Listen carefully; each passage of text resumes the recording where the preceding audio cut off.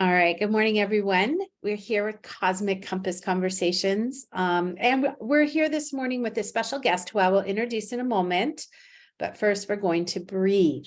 That is our very important job right now. We're going to breathe. So if you'd like to join me, if you can, close your eyes. If you're listening to this and doing something else, maybe don't close your eyes. But if you're comfortable and you want to just sink in, just take a normal breath. Let that breath out. Feel your feet connecting to the earth in whatever way you can right now. Maybe that's through the floor. Maybe you're outside. Wherever you are, just allowing your feet, the energy of your feet connect to the earth, feeling that support. Really feeling that support from the earth right now. We really need that. And when you're ready, we're going to take 4 breaths in. And on the exhale, if you feel like it, you can make the ha sound, which is really good for opening up all these channels. So we're going to breathe in, breathing in, expanding your belly. When you're ready, exhaling.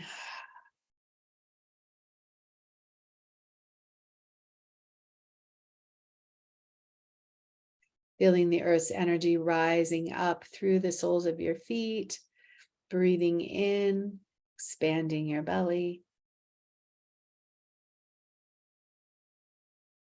When you're ready, exhaling.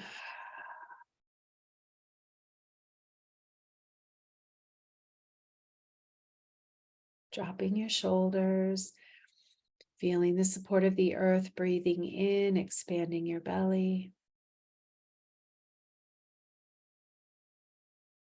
Exhaling when you're ready.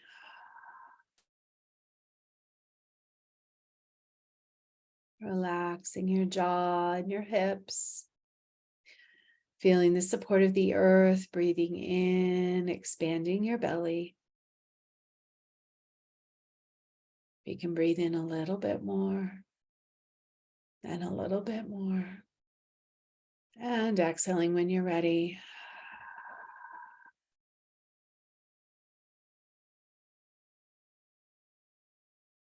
And just taking a moment, feeling the support of the earth, feeling the energies all around you, connecting, creating this container together. And when you're ready, you can open your eyes. And here we are. So good morning and good afternoon, and maybe even good evening. So pretty exciting. I realize people are all over the place. So yay.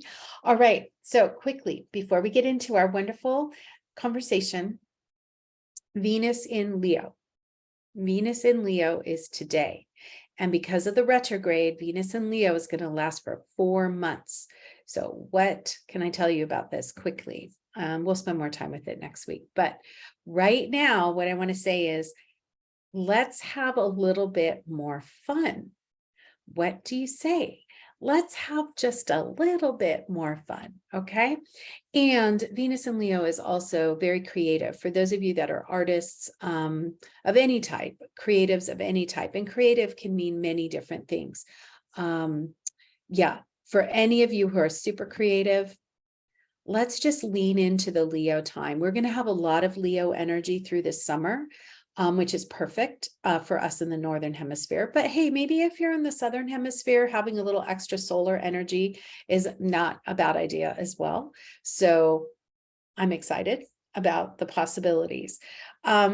Next week, I'll go into a little bit more about how we can utilize the Venus and Leo, but mostly I just want you to focus on your hearts and healing your hearts, opening your hearts.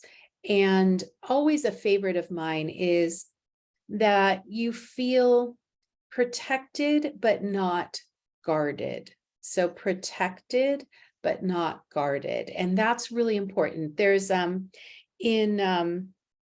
the Light Seers Tarot, it'll be really interesting if we get that card today. I'm not saying we will, but just in case. There's the Heartbreak card, which is the 3 of Swords.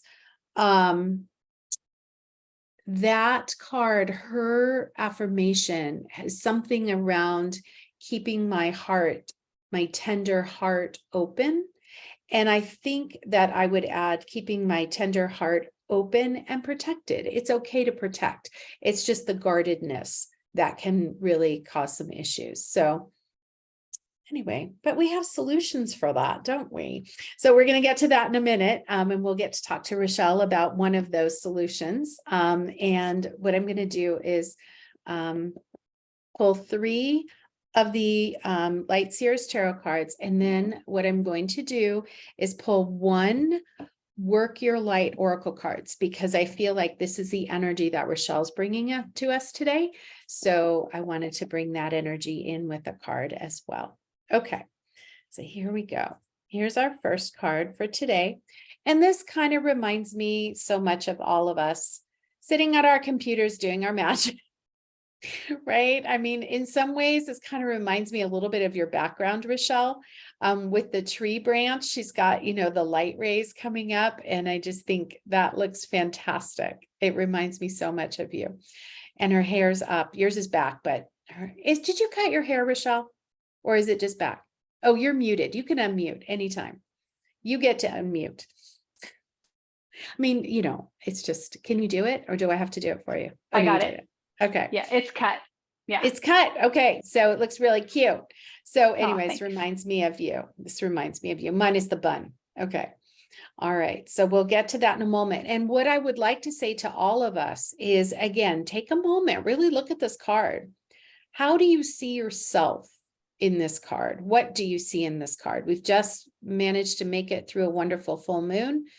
Wonderful might be not your keyword, but I focused on all the good things I could focus on this weekend, just purposely. So I could say, wow, that was a great full moon conjunct my moon. So again, the cycles here, the rhythms, the work, the magic. How do you feel about this? And this is actually a really powerful card and a great way to start our day today. So, and of course, in the recap, I'll go ahead and put what some of the meanings might be. Okay, at least from a tarot perspective. Next card's pretty awesome too. So we're starting off really, really well today. So this, there we go. This is the Empress, right? This is major card. And here she is. I think this is a very, very important card for today. And Rochelle and I can talk a little bit more about why, but there's your full moon, there's the earth, there's the Empress. And I think a key phrase I want to just say, as you look at this again, just what do you see for yourself? But a key phrase that I might just remind you of is to receive in equal measure to how much you give. To receive in equal measure to how much you give. Yes, I did say that. Okay. So, yeah, I did say that. So here we go. One more card. And again, really interesting. We're getting some really earthy cards today, which is kind of cool, actually. I'm appreciating that. Let me get this one. Wow. It's like finding, okay, I don't want you to focus. There we go. Don't focus on those things in the background. Focus on the card. All right. So the Page of Pentacles. I mean, you put yourself in that card and what do you feel? What do you notice? That's, yeah, I have lots of thoughts and feelings about that. And it's so important to make sure that when you see these cards, you're putting yourself in them first. That way you have a sense. What is this? How is this speaking to me? I have lots of thoughts on that. But I swear this is the most, well, okay. They're all positive in their own way. But this, I'm liking this reading a lot. Let's put it that way. I don't want to say anything bad about all the other readings, but this one's feeling pretty good. Must be my Jupiter return. I'm feeling a little more optimistic. Okay. Now we're going to pull this Work Your Light oracle card from Rebecca Campbell, artwork by Danielle Noel. Great deck. I'm really excited about it.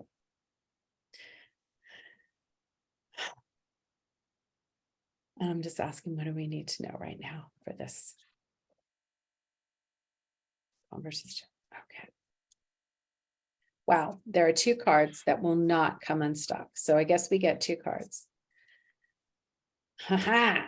All right, the first card is, this kind of makes sense, Rochelle, with what we're going to talk about. So that must be why there's 2 cards. The first one is the initiation, and I'll show you the card in a moment. Rite of passage, crossing the threshold. So let me get it in. It's really cool. I mean, you know, really cool. And oh, there's some shadow stuff in there, but there's also some earmarks of the Tower card in there a little bit. But also just look at that beautiful amethyst colored portal, right? Moving through into the healing. Kind of reminds me of that beautiful scarf behind you. There's a portal opening. A portal is opening. This is exciting. And then the other card is Warrior Woman. Have you answered your deepest calling? I'm liking this one too, right? Interesting card. I'll just let that one be right there with you. I think the question is a good one. I might add one word in front of it. How have you answered your deepest calling? Or how is it that you are? Remember my favorite line, how is it that you are answering your deepest calling? You know, ask yourself that question. All right. Interesting. All right, we're gonna start now. I've promised. So for many of you know Rochelle already. Yeah, what a read. Exactly, Elizabeth. June is big. Exactly. Many of you know Rochelle already, but I want to, Rochelle and I have known each other for 10 years. No, yes.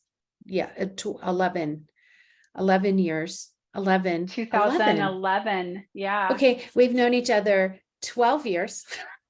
We've known each other at Jupiter cycles. So how very perfect for that. We're like Jupiter, we're Jupiter friends. And actually, your Jupiter's in Aries, I think, and mine's in Taurus. I'm not positive about that, but I could be just making that up. I think I'm just making that up. I have no idea. I know where mine is. Anyway, what I want to say is that I have witnessed, and I've said this before, but it bears repeating. I witnessed Rochelle firsthand in some healing arts classes that we took at the same time. And I believe one of them I was TAing or something. I can't remember the details exactly, but what I remember, this is what I remember. What I remember is saying to myself, okay, yes, she's got this. This woman has healing energy. This woman knows that healing is the thing. And Rochelle, I remember when I met you, it's as if, I mean, you know, it's always good to take classes, right? And you have a lot now. I mean, Rochelle has more in her toolbox than many people. And the classes are really important. But I guess what I really want to focus on is that innate ability that you showed up with and continue to show up with. So yes, the classes are good and I highly recommend because you know what you're doing. But, you know, having that innate ability, that's something, I mean, we can all build on our abilities, right? We can all, even if we don't know our abilities, we can still take classes and learn. And I do want to talk, there's another class that Rochelle's teaching or offering that I want to talk about today as well. So Rochelle, do you want to say anything about, it's up to you how much you want to say, but your background and combining these last 12 years, I mean, it was actually more than that because you started your journey before I met you, but like combining all this learning, all this experience with your innate abilities. Do you want to say anything about that? Well, I mean, I think that everyone in your audience is already intuitive. And I don't know Hmm. if they ever went through the process of not knowing how to insert that into their Hmm. everyday reality. I didn't have Hmm. mentors in my life growing up. I also didn't have people in my life that shunned me for my Hmm. gifts in the world, but I didn't have anyone to help me utilize Right. them. Right. Hmm. Um, so it was really wonderful to find some foundations and like-minded people where I could start Hmm. to not only learn new skills, but access my deeper gifts. I Hmm. think what really happens in healing courses is that we're activating gifts that are already inside of us, right? It stuff Yes. starts to get awakened because we all have access to heal ourselves or help other people or talk to God or angels or whatever it is, the earth. So, yeah, I'm Yeah. grateful for all the classes because I got to meet really, really cool people Exactly. and Well, expand right. my That's knowledge base, exactly right. Yeah. right? Yeah. Well, I mean, and you bring up a really good point because I love the word activation, because a lot of times it just does take an activation. It's a reminder almost, if you will, like a reminder moment that says, oh yeah, I do know how to do this. I do remember this. And I know sometimes I think for you and for me, some of the classes that we took together, um, for me, I will say it was like, oh yeah, okay, so that's what I can do with this knowing is this. And so there were different methods and, ways of doing things that I didn't know until then. So I was, at that point in my late 40s and had been having that same, being bombarded with a lot of information through the years, but not really knowing how to work with it. And so what I am specifically speaking of for those of you that don't know is working with the body and working with the soul in very specific ways for healing. Both Rochelle and I grew up having a lot of knowing and feeling around other people's well, let's just say health issues, whether they were mental, physical, emotional, or spiritual. But when you're growing up and you don't know what to do with that, it can be really, really challenging because, you know, I can tell that person, everyone can tell when someone's not feeling well, right? I mean, that's our first level of intuition, right? You'll just look at someone that just feels a little off. But then being able to kind of look in someone's body and just kind of, I noticed this or I see this, but I didn't know until I was in my late 40s really too much more about it. What about for you? What was it like for you? You said you didn't have any mentors, but you didn't have anyone shutting you down. Is that true?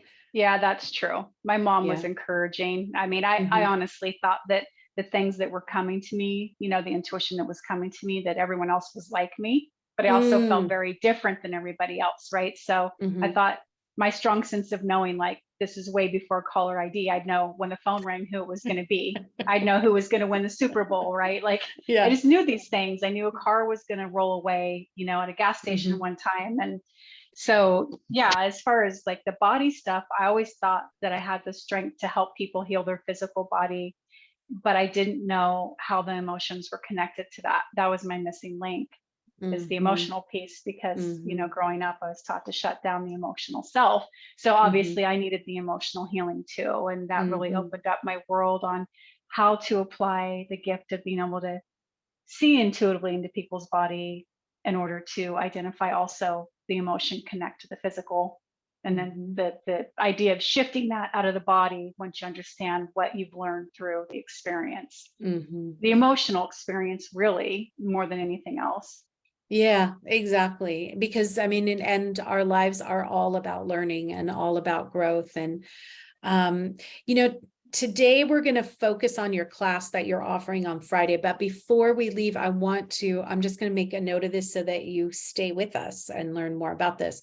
But I noticed today the big announcement that Rochelle has created an incredible course online, and you want to share just the name of that course, and then we'll come back to more about it. But You want to share the big announcement? Sure. Which one? The The unlocking your medical medical. intuitive. Yeah. Yeah. Yeah.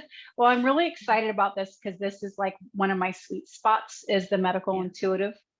And so in this course, it's a big body of work, but you can break it into a smaller body if it just feels like you want to dabble a little bit.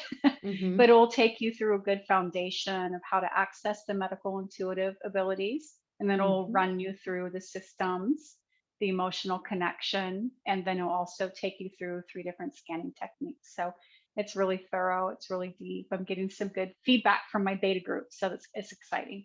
Yes, and I owe you some feedback, so I promise I will share that. So yeah, so we'll come back and talk about that later because I do think that's a really powerful course. I mean, I know that for a fact. But what I wanted to talk about today, because it's something that I talk about with a lot of clients, is retrieving soul fragments and what is that about and why do we do that and why is it helpful and all of the above. So let's just jump in and start talking about what you're doing on Friday so we have Okay. a better idea. Sweet. Yeah. So Friday, I'm teaching an online live course, which is exciting because I don't do the live online very often to help Hmm. people get their soul fragments back. That'll be one exercise. And what happens there is we tend to give our soul fragments away to people, places, things. Like we can give it Hmm. to our animal, right? We have that strong bond with our animals. We can give it to our kids, to anyone we love. Sometimes people we're not in love with anymore, but we're having a hard time letting go of. We can give it to jobs, we can give it to buses, we can give it to land. And it's like a drain of our energy to have our soul Hmm. fragments. And it happens for a lot of reasons. Sometimes we do it because we want to add our protection, right? Like if you're giving them Hmm. to your kids, you're trying to, like, I'm with you all day long, even Yeah. if I'm not physically there, my soul fragments are there protecting you. Sometimes we Hmm. give them away when someone's sick and we're trying to help them.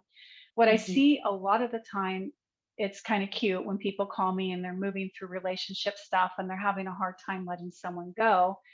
And I'm like, okay, well, it's been a little while since you've been in this grieving process of this Hmm. relationship. So I think we should do soul fragment retrieval.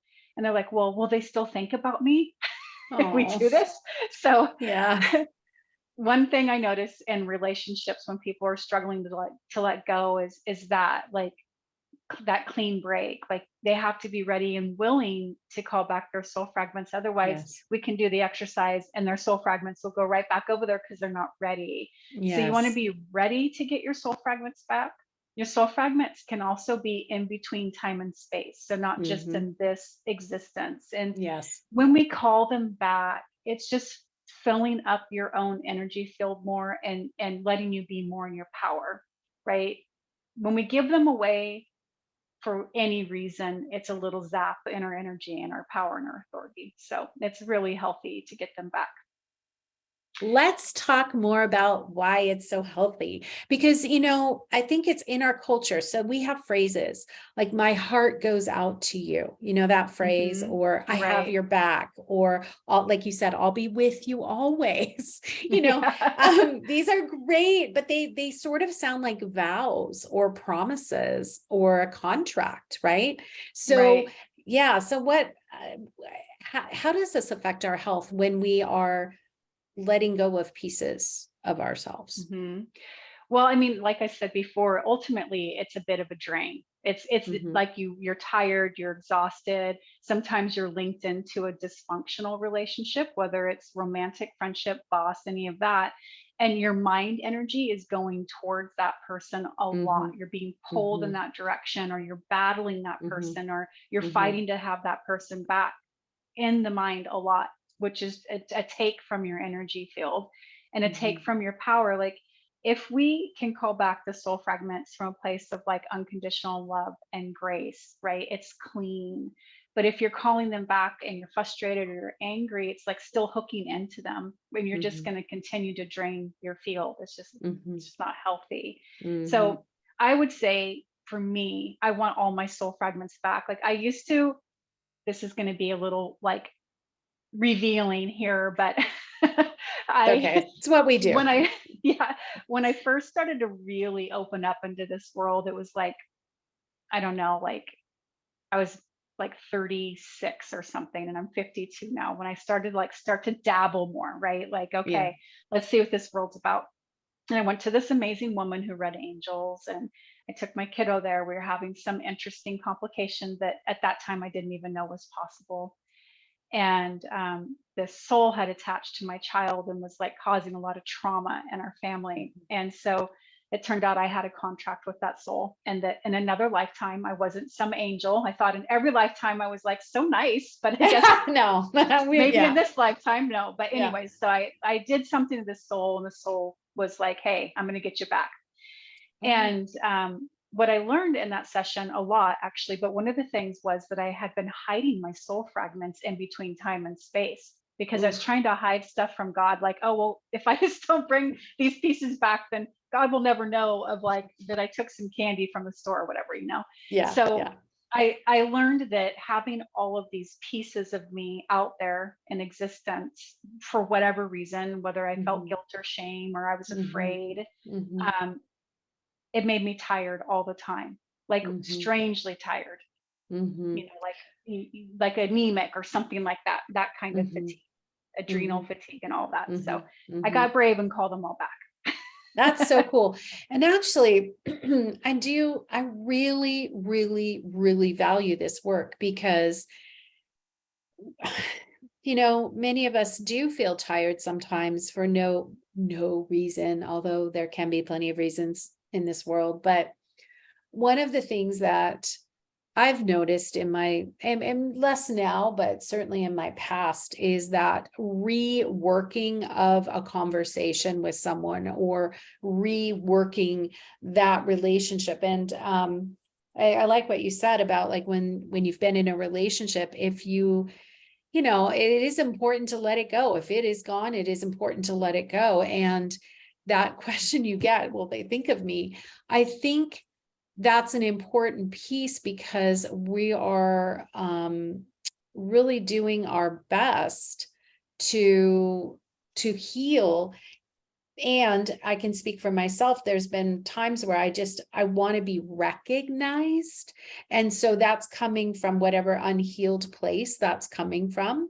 And that's what I think this work is getting to. It's like, if there's something in me that needs to be recognized in that relationship, then I am going to hold on or at least leave a part of myself there. Yeah, Um, yeah. So do you want to I kind of speak more agree. on I that? agree. And I also think what happens is people, like if you start following the path of why they don't want to let this go, it can Hmm. be, like you said, like the acknowledgement, right? Hmm. Or it could also be the fear of abandonment, Hmm. right? Like the Hmm. fear of being alone and then the fear of abandonment. And if I Hmm. let this person go, will there be someone else there to show up for me, right? Hmm. Hmm. So, yeah, I would agree that we're Yeah. looking for a piece from them that they never gave Hmm. us in the first place. And it's Right. important to trust you can let them go, find where that missing piece, why it's missing, which is Hmm. always from childhood. It's something we Yeah. didn't get back then, and Hmm. then see if we can start to integrate that piece into the soul without Hmm. holding that other person and the expectation of it. Can you hear my Hmm. cat? I'm sorry, I got to Yeah. let him in. He's like, don't No, it's lock me out. okay. That's all right. We love animals and we totally understand that they need to be with us, especially when we're he, having these conversations. yeah, he does not like to be locked out of any room. He's the No, boss. absolutely. He knows. He's like, Yeah, "Excuse me, you need me. I'm here for you." Um, yeah. so there's all kinds of, so recently we had a wonderful past life hypnotherapist on talking about our past lives and also how to hi Maui, retrieve information and or heal things by going back and recognizing the past life. Something you said about sometimes leaving pieces of the soul in between lifetimes. That's a very interesting, and that was your first experience. Um, Hmm. I mean, that could be hundreds and hundreds of pieces. Right, through many lifetimes or in between Hmm. lifetimes too. And I can Hmm. say my experience in that situation was there were lifetimes of having a lot of fear, right? Hmm. And Hmm. so I would hide soul fragments to try to protect myself. And then there were things I was ashamed of. And so if you're Hmm. looking at fear, guilt, and shame, you're lowering your frequency, right? Hmm. Hmm. And and we need to be proud of who all the things of who we Yes. are, right? Yes. All the Yes. pieces, and accept those pieces. So Hmm. even the Yeah. relationships, yeah, go ahead. Well, no, you go ahead. You're Well, the I was going to expert here. say, well, with boss situations, because we can leave our soul fragments behind with bosses, right? We're fighting in our head with them. We don't want to let it go. Like we need to prove our point that they never validated us, Hmm. or saw our worth or our value or whatever, Hmm. right? And Hmm. so that keeps you in that situation and in that fight Hmm. with that person. And again, Hmm. it brings it back to an energy drain on your system, whether it's affecting Yeah. your adrenals or your lungs or whatever, right? Yeah. Yeah. And I think, you bring up something. So I always think that whatever surfaces when we're having these conversations is something I want to share just because it hopefully has relevance to someone other than me. But I'm just thinking about growing up and I'm thinking about wanting to protect my brother and sister from the physical violence in our home. And obviously I was physically doing that, but I suspect I also was trying to protect them all in energetically and in other ways. And if I don't call all of that back, and so here's where it gets interesting. On the one hand, I think this is the question, whether it's a friend, a boyfriend, a girlfriend, or whatever, or a sibling.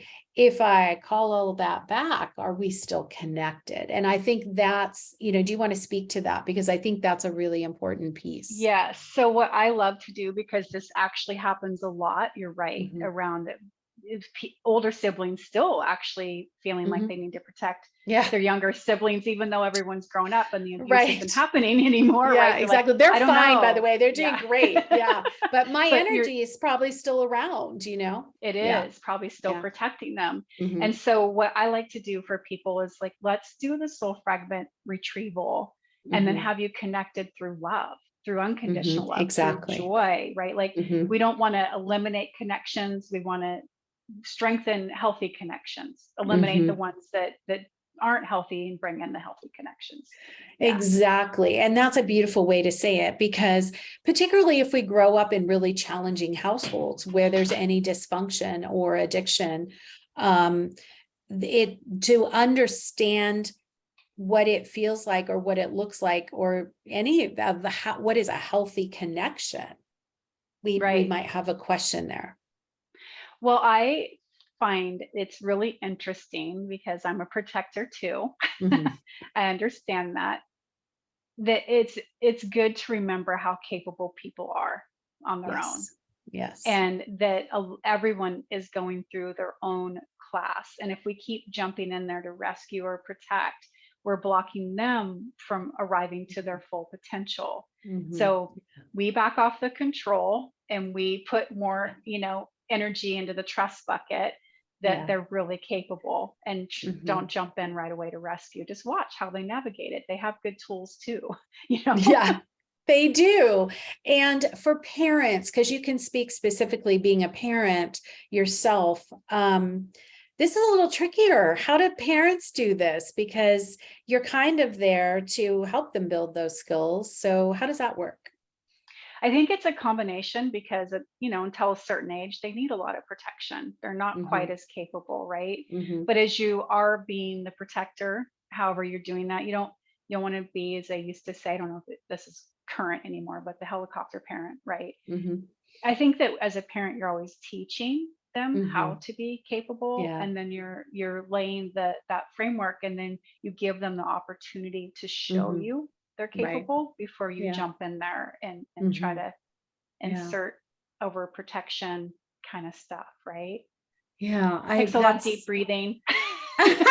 Well, you would know, you have that definitely. I want to just encourage anyone who has a question, go ahead and put it in the chat. I can feel that energy building so much. So I just got a question. Well done. Um, so soul retrieval isn't a one-shot process. It seems that when parts are ready to come back, it prompts another round. What do you think about that? I think that's a great question, first of all. And what I love to do when I'm working with people one on one for this, and hopefully we'll have time to go over it in the class on Friday, is I check to see how people are doing. I can Mhm. see if they're trying to cheat the process. So I'll be able to see if we can do it in one shot or if it Mhm. takes a series, because what can happen as you are calling back your soul fragments, other issues will pop up. Some deeper Mhm. issues Mhm. can pop up. Like the layers that we've already talked about today. Oh, wait, Mhm. I do it because of this. And oh, wait, also because of that. And so Mhm. as these layers pop up, it's kind of like a weaving together of like, what does your soul need to feel Mhm. secure, so that you're Mhm. not using this, like, I'm giving my soul fragments away to Mhm. either protect myself or protect someone else or have someone love me or whatever, right? Right. So Yeah. it's both a releasing and a building up. So there's different processes. For Friday's class, why don't we right now, we'll just get into the description of what's going to happen in that class, and then we'll come back to more questions because I always have more questions. But Okay, perfect. yeah. So it's going to be something I like to call energetic uncoupling, which we can be married to our animals, to our siblings, to our kids, to God, to jobs, whatever. And so that's one of the first processes that we'll go through, is kind of doing this energetic uncoupling before we would do the soul fragment retrieval process. Mhm. We'd start with removing psychic hooks, which I'm sure everybody here is completely aware of, that, we hook into each other. We can actually drive by somebody and they can honk their horn and get mad at us, and that's a little hook. I mean, it could be Yes. so minor, but Mhm. people, and almost always people hook in subconsciously. They don't know that they're Yes. doing this. And they look Yes. like little fish hooks in our field. And sometimes they look like meat hooks. Sometimes they're Yeah. pretty big. Yeah. And we just want our psychic and energetic space free, and so that we Mhm. can be expansive and really move towards our total fullest potential, right? Because we're all here to be us, and these Mhm. little things kind of throw a curveball at us. We can keep going, but it's like ropes are pulling us back. And then Mhm. cords would be the same deal. Like if there's a cord attached to you, it's attached to somebody else. It's a two-way, it's a two-way deal, right? And Mhm. so it Yes. just kind of slows our forward momentum Mhm. in life, right? Mhm. Mhm. And then we do the energetic uncoupling. So you would need to kind of have an inner knowing Mhm. of who or what you could be married to. You could be Mhm. married to your horse, you could be married, to your child or whatever. And then Mhm. we just do that exercise, and then we move into the soul fragment retrieval Mhm. process. And Mhm. hopefully we'll have time to do it with more than one, Mhm. so that you guys Mhm. have more than one opportunity to practice the Mhm. soul fragment retrieval Mhm. process. Mhm. I would also encourage some journaling just to see what emotions come up. Like, oh Mhm. gosh, I can ttell I have soul fragments here. Mhm. What do I feel like if I bring those Mhm. back? Like, am I afraid? Yeah. Is my body tensing? Mhm. What am I getting out of keeping my soul fragments Mhm. there? What am I Mhm. wanting from that person, place, or situation by having my soul fragments there? And Mhm. that's going to give you the answer to what your soul's actually needing, so that you Mhm. can have your soul fragments back, the Oh, I human mean, soul experience. So, exactly. I mean, just something you brought up in it just really, I felt this, and I was thinking about, um, I think I'm going back to childhood because I think those are the earliest ones. And sometimes it's easy to kind of build on those and just kind of forget about the early ones. But, for me, it would be a cat, one of my cats. If without the cats, I would have been completely alone until my brother and sister came along. But um, yeah, my immediate thought was, oh, if I uncouple from that, or if I separate is the word that keeps coming, um, I'll feel grief, hmm or I'll feel alone. I think you mentioned that already, or I'll feel, um, yeah, I think grief is probably the biggest thing that comes up. So in the process, so again, and I think, doing this in your live online event is an opportunity to begin a process. And like you said, there might be other processes that are important to continue with. hmm Yeah, after. And yeah, feeling untethered, that's a really good word actually, to feel, because you are not tethered to that being or situation anymore. Um, hmm So yeah, that's one of the comments, and feeling lost, another potential, and so of course, why would we want, so this is a big question, and then I'll get to the next question in the chat, but this is a big question. Why would I want to feel that grief? Why would I want to feel untethered? Why would I want to feel lost? So can you, let's Well, remind first of all, us. I don't want you to feel any of those things, so I Okay. totally get it. Yeah, right. Okay, so where do we go with that? How does the process work?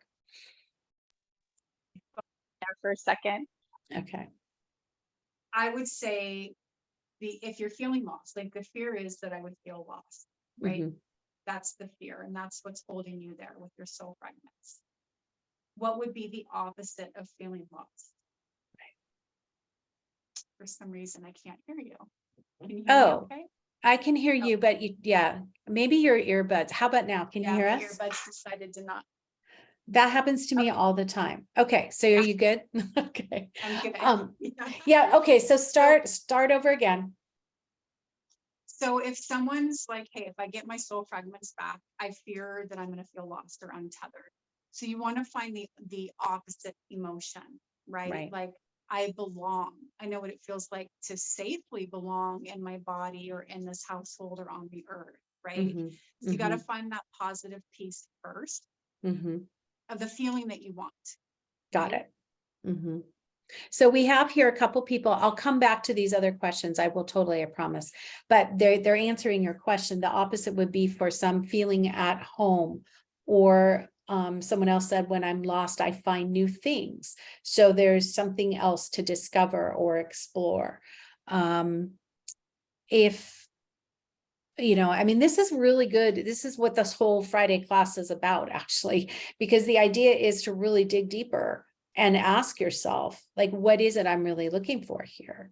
Why am I hanging on to that? And yeah. Yeah, and the way our mind works too is we don't necessarily want to get rid of things unless there's Mm-hmm. something we can bring in, right? Mm-hmm. Yeah. And so with any work that I do, it's basically, okay, this is what's been navigating your path, Mm-hmm. and it's been healthy in some ways, but we want to get healthier. So we always want to find that positive thing that enriches the human experience before we let go of the thing that's kind of been limiting us a bit. Yes, I appreciate that. So again, really find out what we need before we let go of the other. So there's an opportunity because what we're doing is we're creating a void, if you will, that needs to be filled, and bringing that other piece in is the key. So and I promise I'm going to get to these other questions because they're really good. But in this workshop on Friday, how long is it? When does it start? And is it something that's only done live and not recorded? All the questions, all those Okay. like details. Great. So it will be this Friday, which is, I believe, the 9th of June That at sounds good. 12 p.m. Eastern Standard Time, 9 a.m. Pacific Standard Time. It'll be about an hour long where I'll take you through the different processes so you get to actually apply these and see how it goes for you. Mhm. We'll hopefully successfully record this. Yeah, and then I'll there's be able a to give you keyword. a recording, the fingers crossed. Yeah. And we'll have about 15 minutes of questions and answers when Okay. you, at the end of the thing, it's $53. And hopefully, because it's recorded, there'll be an opportunity to take this through my site on Kajabi, where you'll have a little more written information and Mhm. the process is more written out. Yeah. Mhm. Got it. Okay, good. So those are the details. So that's great. Okay. Now coming back to the questions, because these are really, this group. These are good questions. How do soul retrieval and past life regressions differ? How do they address the same things? And how is what's the difference between the end result between the two? So I'll just start with my thoughts, and then Rochelle, you go in with your thoughts. For me, past life regression allows you to really deepen into a particular past life and really garner the lessons, the learning, all the things that you needed to and want to bring back into this life. If there are soul contracts, the soul, a past life regression can really help you kind of dive in and dig in a little bit deeper to what that might have been, because we've got to know, like Rochelle's saying, you've got to know what it is that you need in order to let go fully. And sometimes we're not doing a past life regression to necessarily let go. We're just trying to understand something a little more deeply. So for me, a soul retrieval, or bringing back our soul fragments, and a soul retrieval, I mean, these words and these phrases, there are soul retrievals that are done when people are really, really sick and their bodies are really struggling. And this is a very, very ancient practice that, goes back into many indigenous cultures. So this is a big spectrum. This is all a spectrum. They're all on this spectrum of helping us bring things bring ourselves back, bring the fullness of who we are. So for me, a soul fragment retrieval is an opportunity to, I hesitate to say the word quickly, because I don't know that it's, quick, but be able to identify and, pull back with some pretty good ease, some things that are out there. And so, Rochelle, what would you say the difference between these are? I mean, I've had a few past life regressions. It's not like my main area of focus, but when I've done those, it's really going back to view a past life, to kind of see what you experienced in a past life. Maybe sometimes to see why there's a trauma in this life, like which life it showed up in the first place, and what kind of healing you need to have to complete that past life so that you actually can move forward in this life. Soul fragment retrievals, your soul is infinite, right? So it's experienced all your lifetimes. I believe that we're experiencing multiple lifetimes right now, not just this one. And so your soul is massive, right? But I don't know. I just don't think that past life regression and soul fragment retrieval are quite the same. I feel like they're not versus a calling back of energy. Does that make sense? Well, it does. And yet I also know that the past life regression can have an extraordinarily healing and therapeutic effect, because you've been able to go back and create some resolution, I think, to find, I mean, we had this incredible past life hypnotherapist on, and I've had a lot of past life regression work, and it is extraordinarily powerful, and I love it, and I value it. And I know that the soul fragments is equally as important, and they do feel very different to me. I don't know that we're doing a good job. I don't know. I'm not doing a good job of differentiating them. I'm not an expert in past life regression, and my limited experience, it's healing for me. It's been healing for me to be able to view past lives, the experiences, because all of those experiences make you who you are today, right? And you get to go in and you get to see, oh my gosh, this is where that one thing began that's still carrying forward in the now. Right? Okay, so here's how I would say it today. We make room for a change here, but I would say that just going back to this idea of feeling depleted, tired, not myself, not fully myself, a soul fragment retrieval feels very important for bringing that, our being all together. Like you keep saying, like pulling all of us back so we have our full self ready to go here right now. And the past life, going into a past life, there is a different experience that's going to happen there that will also help. They do complement each other. Yes, thank you for that. They do. I think they work really nicely together. But for me, they have and I think hopefully I'm getting to the end result piece. They both are healing. They're both healing. And one feels different than the other. That's my experience. One feels different than the other. So, okay. But the follow-up question to this question, and I promise I get to the other questions. How do you know if the root is in a past life or this life if you aren't conscious of your past lives?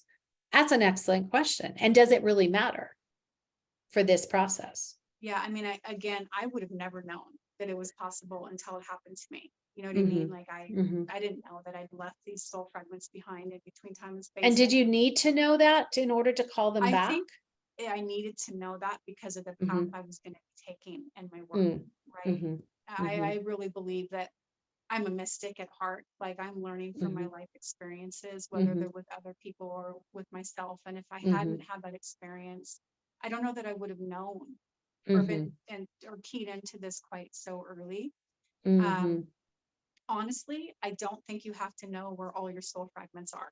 You know, Yeah. I didn't know like, oh, some are in Rome and some are in Egypt. I didn't know that. But Right, I could right. feel the truth in my body that I didn't have all my soul fragments. I could feel in my body I'd been hiding them in between Mhm, time and space. I could mhm, feel the truth in it. mhm, And I didn't call them back right away when I was guided to. It took me a couple of years to actually reach the point where I was ready to call them all back. mhm, But if you're looking at animals or relationships, that's a different story. A lot of times, mhm, once we tune in, we kind of know because our mind might be going that way towards that person, mhm. place, or situation. Exactly. I mean, these are all, and we've got tons of follow-up questions, and they're all really good because, I mean, essentially what Rochelle is doing on Friday is starting a process that can actually be really good. I mean, I think we'll feel, much better after the process because there's always parts of us that have been left somewhere. And I think that what Rochelle's describing is a process that even if you don't know your past life, you're going to know that something's coming back, or you're going to know that there's a little piece that needs to come in because you're going to identify what it is that's missing or what it is you're looking for. And there's some really good questions. Is a soul, is a past life regression or a soul fragment retrieval, is one better than the other to do before the other? No, I think they're equally as important, and I would do them all the time.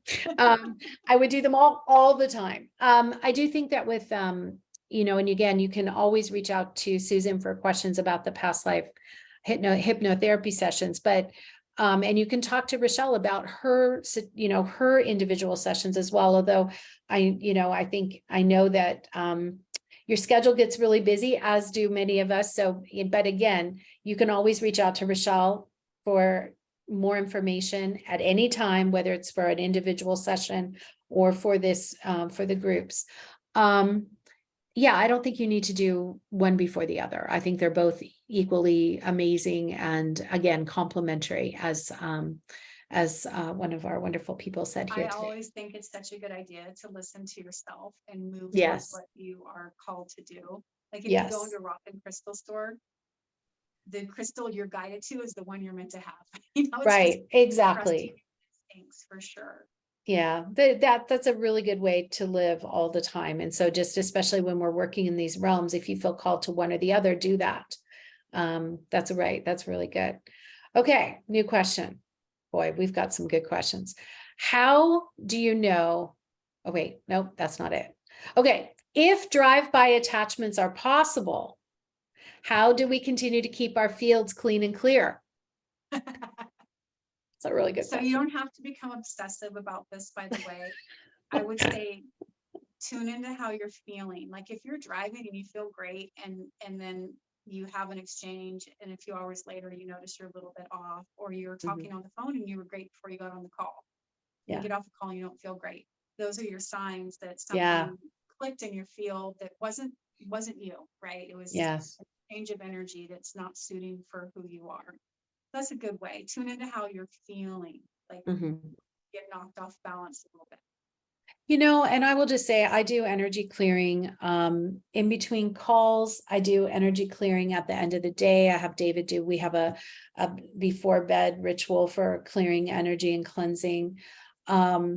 It's like taking a shower for me. Or washing my hands. It's something that I personally have to do all day long. And it's not, that doesn't, that's not necessarily saying anyone else has to do it that way, but that's just how it is for me, because I want all the energy I can possibly have for each session. I want all the energy that I can possibly have.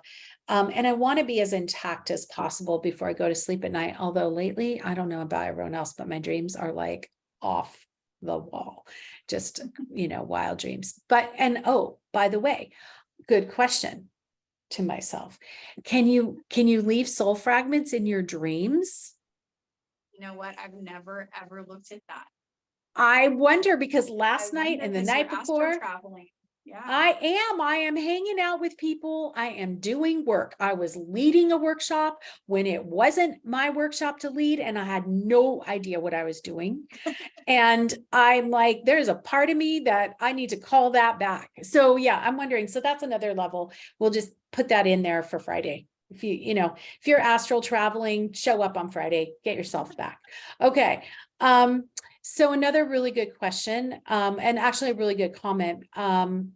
Past lives can be reasons why we give away pieces of ourselves in present day. There's other things that happen, experiences throughout this lifetime, other lifetimes. So good comment. And then here's a question. I have strong feelings, but I'm going to let you answer this one. I'm going to let you handle this one. Do we come into this life whole, or can we be fragmented from birth? I love that question. My honest viewpoint is a lot can happen in that womb space, right? Mm-hmm. A lot can happen because we're being imprinted on by mom, and actually some dad stuff and some grandma stuff.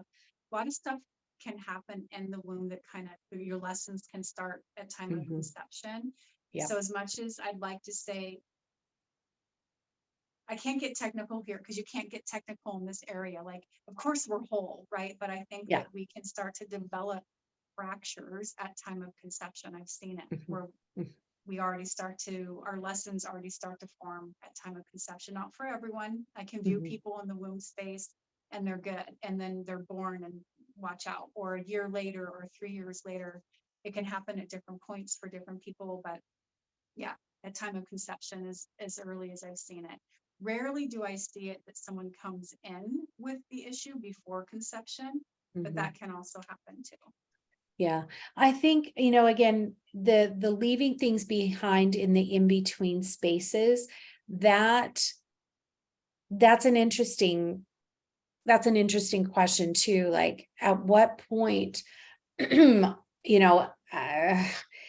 So like, how does this work? And I think it's an excellent question, because on the one hand, yes, are we whole and complete? Of course we are, in that sense. Like, we're whole and complete, but are we whole and complete in our imperfection? Yes, of course, we're whole and complete in our the beauty of choosing another lifetime to try to work through some of these things. So, I mean, it's a good philosophical question, and one that really bears diving into, and yet I think it's also very individual. I know that when we're doing healing work of any kind, when we're in a situation for ourselves, whatever tools we can have to bring all of us fully and completely here.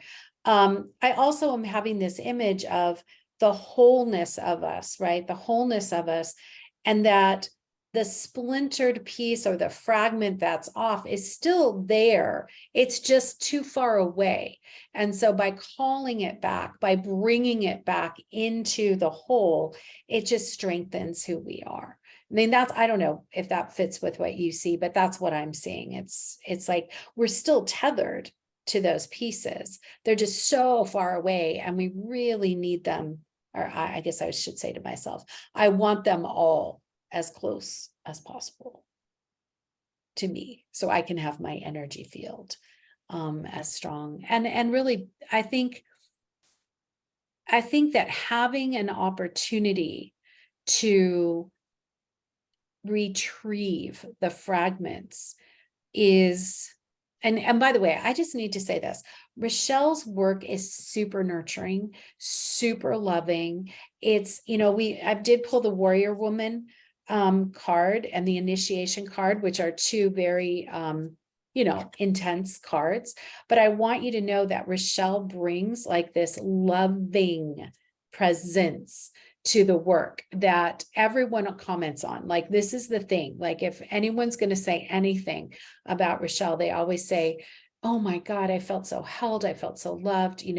There's a deep well of love that gets built in this work. So anyway, I just had to say that because it is work. I mean, we're doing something that is really powerful, and warrior woman and the initiations. Yeah. Do you want to say anything more about that? No, I No? just love all the questions everybody had today. Because Yeah. honestly, in my view, it's a simple exercise to move through, Hmm. but there's a lot of processes behind the scenes. So I love that. Yeah, that's a really good point. And that's the thing that Rochelle's doing, is she's creating a field. You're all doing it together, and she's creating a very strong field for this to be an easeful process, or at least identify, if it's not, why. And so that is tremendous. That's incredible to have an opportunity to be in that field of energy. I have had an experience of group soul fragment retrieval in the past, and not by you though, which I think, knowing you, the field is going to have that much more love and just that much more nurturing energy. But I have had that experience in the past, and it is extraordinarily powerful, because when everyone comes together with that intent, the power builds. I mean, it really does. And that's why we can do this work in a group. Yeah. Also too, we should say, since it's online, I will definitely put the class information in the replay. Thank you. I will do that. And I also just want to say, people can stay behind, we call it behind the veil in my group, so you can stay behind the veil. If anyone really needs anonymity, you can change your name. You don't need to have your real name on your Zoom. I want everyone to feel really supported when you take any class. Is there anything else you want to say about that, Rochelle? No, Mhm. I think you covered it really, really well. Yeah. Yeah. So, sometimes when we're doing group work and, we know our names are going to be splashed all over the place, it's okay. As long as Rochelle knows who you are, she needs to know who you are through your registration, but you can change your name on your Zoom as long as she knows what you're doing, because she's not going to let anyone in that she doesn't know who hasn't registered. But there are some times when we need anonymity. I think I just like to try to say that word, anonymity. That I think that's also supportive at times to be able to Yeah. have that.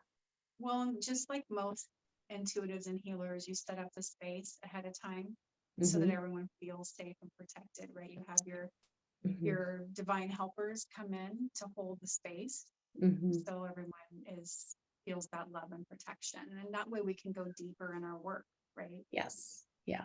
Well, and generally speaking, in your groups, I mean, anyone who's listening to this right now is a highly sensitive person.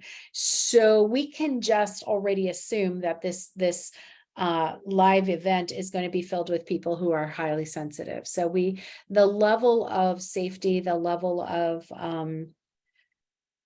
having the support that's needed is there, and Rochelle will take really good care of you. So, I mean, that is a really important piece. And I think, and I'm going to go on a little soapbox here for a moment. I think that in this world, there's so many options, and I appreciate what Rochelle said. Like, use your intuition, let yourself, be guided as to what you choose. And I'm going to be on my soapbox here for a moment and just say, please make sure that that person is creating safety. Please make sure that that person is trauma aware. Please make sure that that person understands how to do follow up, if there's follow up needed. Rochelle's one of those people who can, answer a question, be available, and has had a lot. We both have had, and we've had some experiences together, a lot of experience working through things that you would never even think you would ever hear about. But Yeah. it's planet Earth, and here we are. So we do hear about them, as it turns out. Okay, she's probably going to let the cat out. All right. Well, while she takes that quick momentary exit, I will just encourage us. I will put everything in the replay. I'll put all the class information. There is a link already in the other email I sent out last night. There's a link to Rochelle's site. Rochelle, do they just need to click on the course and sign up? Yes, it should be pretty simple. If you click on learn more, it's going to take Mhm. you to the Kajabi site where you're going to have more detailed information. Okay, great. We'll So meet for about an hour on Friday if you guys are interested. awesome. I'm great. Now I'm going to take the last couple minutes and I'm just going to say the unlocking your medical intuitive course. This is something that a lot of you have been waiting for. It's really allowing you to learn how to take care of your body and to take care of your emotional body and your spiritual body. It is hefty. I'll say I'm only this much through it, and it is very well done. And there's a lot out there, but I have to say, Rochelle, you did a great job really creating that course. And do you want to take a minute or two to say what inspired you to create something like this? Well, it's been nudging at me for a while. Yeah. And sometimes, it takes the right kind of incentive. And I just went through my Chiron return. I think I'm like pretty much done. Hallelujah. And things were kind of quiet. It was hard to move forward during Chiron. And I had a read where it said someone's going to come into your life and help you with something for your business. And I taught a class in Santa Cruz in February.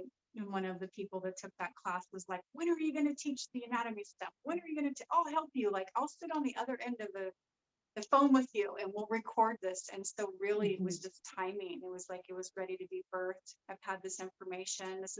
I've taught so many intuitive anatomy courses already. And so it was ready to be birthed. It was time. Yeah, good. I'm so glad. And I think having an opportunity to put it all together and offer it, it's really amazing. So again, Rochelle has also broken that down a little bit. So if you just want a bite size, you can have a bite size, or if you want to dive into the whole thing, you can. And Rochelle, you are still doing some one-on-one sessions as well? Yeah, I'm still doing one-on-one sessions, a variety. People can choose half hour, 45-minute, or an hour-long session. Okay. Where you kind of get an example of what I do in my day-to-day work with people, which reading and scanning the body, looking at the physical and the emotional, and basically the big piece is what's the soul been learning, because as soon as we can anchor that in, that's when you start to feel better and you start to take the right actions or the better actions in life, so that this old stuff, these old stories can kind of fade away. Big breath. That's good. That feels very good. So here we are. We're just about to close. And Rochelle, thank you so much for being here today and sharing your wisdom and sharing about what's happening there in your life. I am very excited to see how things unfold for everyone, as always, and reminders to love yourself even more than you do right now. And let's focus on healing so we can have a little bit more fun, or maybe a lot more fun, right? Yeah. Okay. All right, everyone, it's 11:11 on the West Coast. So we're going to close and I will see you all soon. Okay. All right. Thank you, everyone. Take care. Bye. Bye.